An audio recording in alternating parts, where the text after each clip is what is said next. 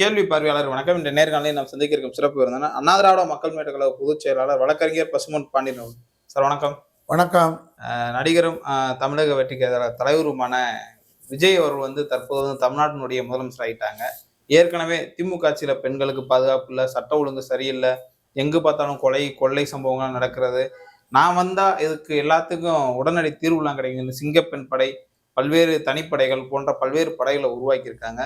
இருந்தாலும் இந்த ஒரு 10 நாட்கள்ல பல்வேறு கொலைகள் சம்பவம் அதே பழைய முறையிலேயே தொடர்றதை எப்படி சார் பார்க்கலாம்? அதாவது முதலை விட கூடுதலா இருக்கு. திராவிட முன்னேற்ற கழகத்துடைய ஆட்சியில் 5 வருஷத்துல போதை கலாச்சாரம் சொல்லி ரீல்ஸ் போட விட்டது தாவேகா.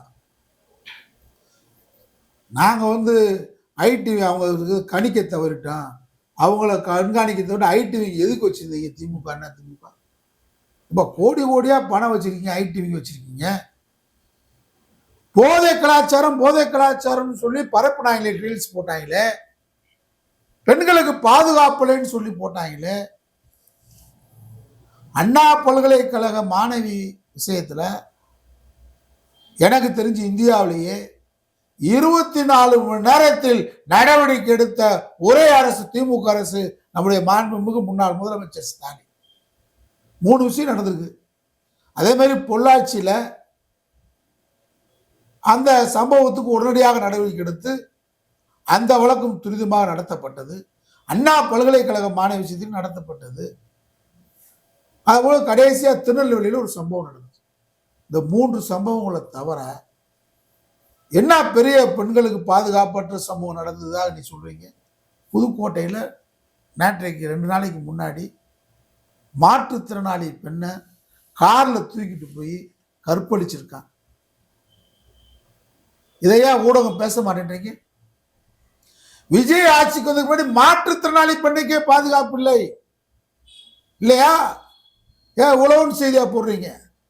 யார் அந்த சார்னு கேட்டீங்கல்ல, ஆதவ் சார். இப்ப யார் சார்? அந்த மாற்றுத்திறனாளி பெண்ணுக்கு பாதுகாப்பு இருக்கு அவங்க ஆட்சியில? இல்ல. திமுக ஆட்சியில அங்கோன்று இங்கோன்று நடந்து ரீல்ஸ் போட்டு உட்காந்துருக்கீங்க. ரீல்ஸ் பண்ணீங்க. வேற என்ன அவங்க ஆட்சியில சட்ட ஒழுங்கு இப்ப சந்தி சிரிக்காம இருக்கா? தாவேகா தற்கூரிய எங்கு பார்த்தாலும் அளப்புறேன். குன்னூர்ல போய் பட்டாக்கத்தோட கடைக்குள்ள போய் தாவேகா தற்கூரி கட்சி எனக்கு மாமூல் கொடுன்னு மிரட்டுறான் இல்லையா? எங்க தமிழ்நாட்டில் எந்த பத்திரிகையில நீங்க நாங்க தேடுற மாதிரி போடுறீங்க.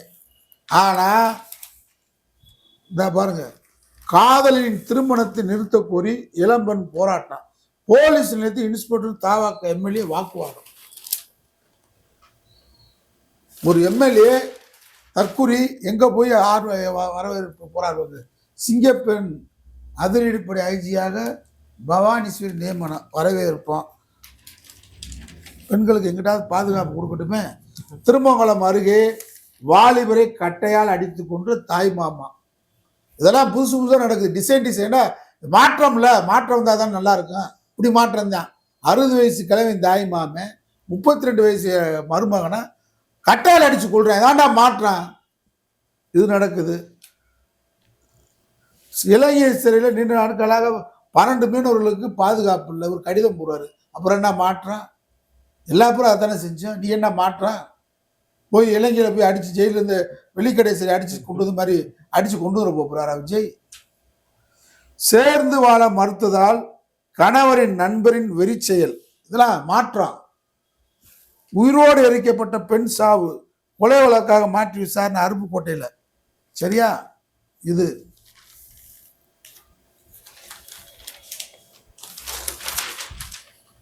தொடர்ச்சியாக நீங்க பார்த்தீங்கன்னாக்க, அதை விட அம்மா உணவகத்தில் போய் ஒரு எம்எல்ஏ ஆய்வு பண்றாராம். எவ்வளவு ஒரு நாடகக்காரங்க வந்திருக்காங்க பாருங்க. எம்எல்ஏ கூட இல்ல சார், மாவட்ட செயலர் நினைக்கிறேன். மாவட்ட செயலர் ஒரு எம்எல்ஏவும் போயிருக்காரு.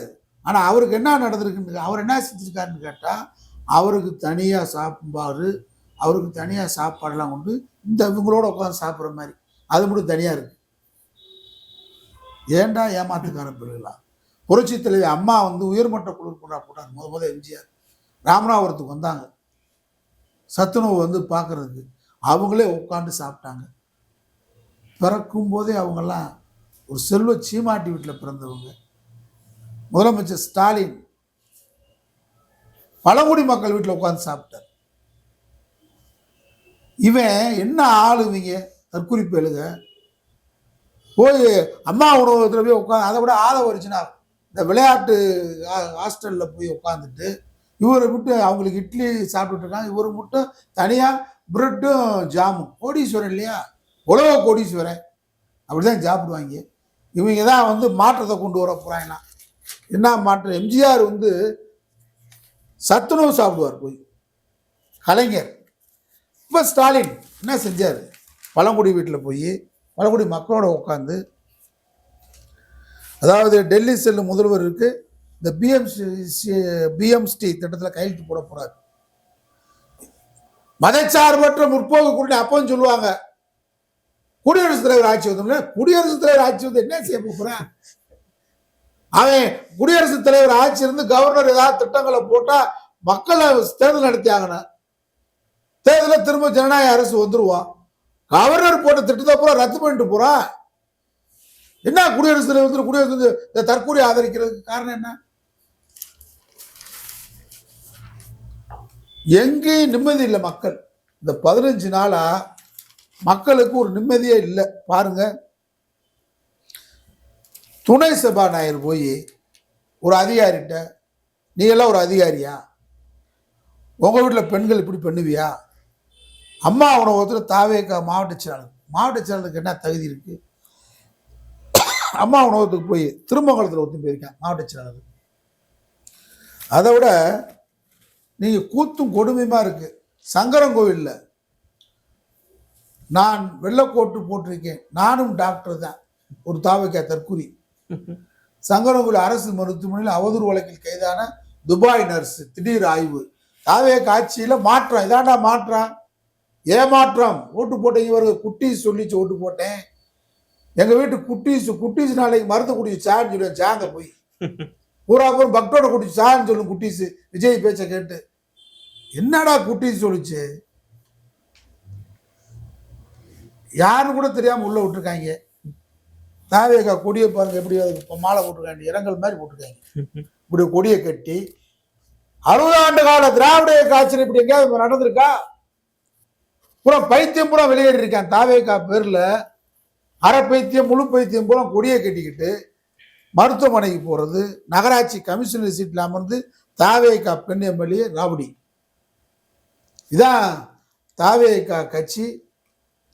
விதிமுறை மீறி வெள்ளை கோட்டு நர்ஸ் மாதிரி போறது, டாக்டர் மாதிரி போறது. இனிமே பாருங்க, ஜாக்கிரதையா இருக்கணும். ஜட்ஜி மாதிரி வந்து உட்கார போறாங்க கோர்ட்ல வந்து. தாவேக்கா என்ன நீதிபதி தீர்ப்பு கொடுக்குறீங்க?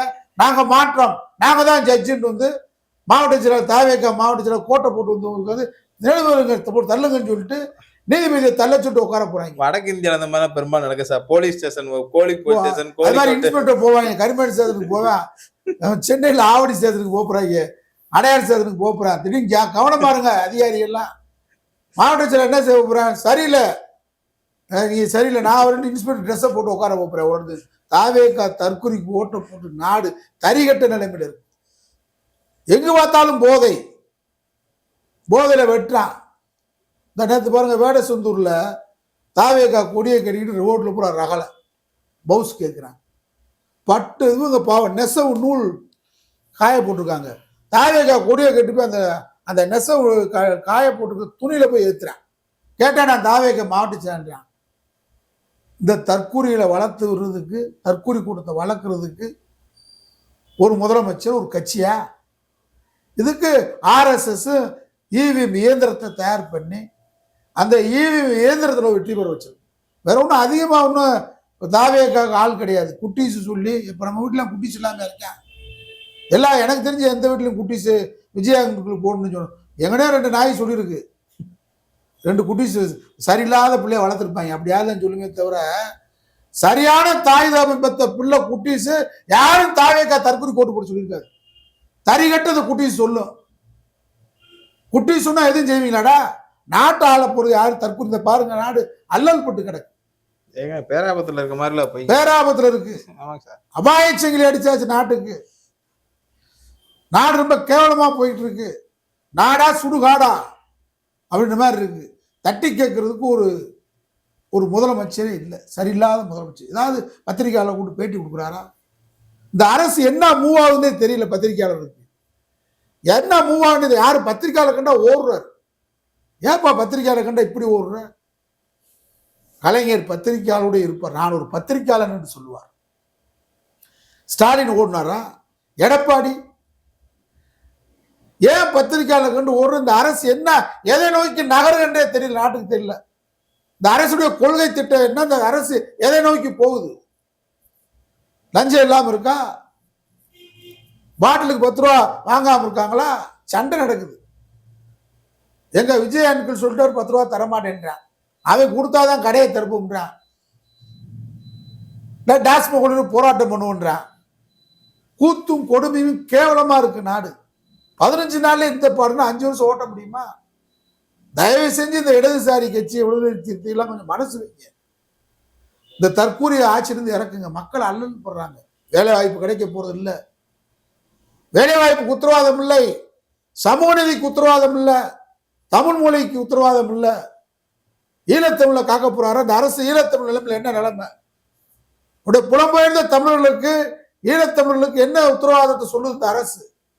இந்த அரசுடைய நிலை என்ன? ஈழத்தமிழ் விஷயத்துல இந்த அரசு என்ன நிலை எடுக்குது? பிஎம்சி கல்வி திட்டத்தில் என்ன நிலைமை? புதிய கல்விக்குள்ள அரசு நிலைமை என்ன?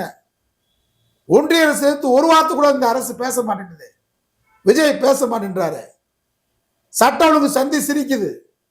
தொழிலாளர்கள் பிரச்சனையை பத்தி பேச போறாரா? இந்த அரசு போக்கு எதை நோக்கி போகுது? அதனால தயவு செய்து இடதுசாரிகள் அமைப்புகள் சிந்திங்க. அவர் RSS ஆள் தான். அவருக்கு டைம் கொடுக்க நாடு இன்னும் ஒரு 50 ஆண்டுகளுக்கு பின்தங்கி போயிடும். எல்லாருக்கும் திமுக மேல நமக்கு வருத்தம் இருக்கு. அவங்க நடந்து கொண்ட விதம் தவறான விதம். ஆட்சியின் மமதை தெரிந்தது. அமைச்சர்கள் சமூக நீதியை பின்பற்றக்கூடிய அரசுக்கு இருக்கக்கூடிய அமைச்சர்கள் கீழே மரியாதை நடந்துக்கிறது. அங்கேயும் லஞ்சம் தலைவரித்து ஆடியது உண்மை. ஏன்னா பத்திரப்பதிவுத்துறை அமைச்சர் காந்தி மாதிரி இருந்தாரா மூர்த்தி? நேரு மேல ஊழல் வழக்கு இல்லையா? அதே ஏவா வேலு, அதே நேருன்னு சொன்னீங்களாக்க உங்களுக்கு தோழமை கட்சி மேல நிறைய வருத்தமா தான் இருக்காங்க. அந்த வருத்தங்களை போக்கணும்.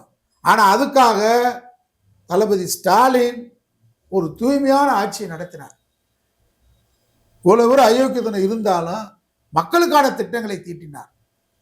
மக்கள் திட்டங்கள் அற்புதமான திட்டங்கள். திமுக அரசு நிறைவேற்றிய திட்டங்களை இந்த விஜய் அரசு தொடர்ந்தாலே போதும். நீ புதிய திட்டத்தை எதையும் கூட உன்னால செய்ய முடியாது. மக்கள்லாம் அலோல் போடுறான். ஐயோ போச்சே, திமுக வந்திருந்தா வட போச்சே அப்படின்ற மாதிரி. திமுக வந்திருந்தா பெண்கள் கொலையாளியில பேசுறாங்க, பேருந்துல பேசுறாங்க. 8000 ரூபாய் கூப்பன் கொடுத்துருப்பாங்க. 2000 இந்த மாசமே கிடைச்சிருக்கு. இந்த எடப்பாடி வந்திருந்தா 10,000 அக்கௌண்ட்ல விழுந்திருக்கேன். அவர் 2000 கொடுத்துருப்பாரு. இந்த 1000மே ஸ்டாலின் சொல்லி தானே இப்ப கொடுத்துருக்காரு. அப்ப நடக்கிறது திமுக ஆட்சி. திமுக தயவுல வெற்றி பெற்றவங்க ஆதரவு நடக்கக்கூடிய ஆட்சியா இருக்கு. விடுக்கிறதுக்கு ஓட்டு போடணும். அதுக்கு திமுகக்கே போட்டுக்கலாம்னு இப்ப வேதனை போடுறாங்க. ஆனா நீங்க ஓட்டு போட்ட பெண்களும் உண்மை. யாருக்கு? திமுகவுக்கு தோற்கடிக்கப்பட்டிருக்கு இவிஎம் இயந்திரத்தால். அதனால சட்ட ஒழுங்கு சந்தி சிரிக்குதுன்னு மோசமாக போகுது. இந்த முதலமைச்சரால் தமிழ்நாடை ஒரு முழு நிவர்த்தி பெற்ற தண்ணீர் கட்ட ஒரு மாநிலமாக மாற்ற முடியாது. நாடு தத்தளிக்குது. அலிஷா நன்றி.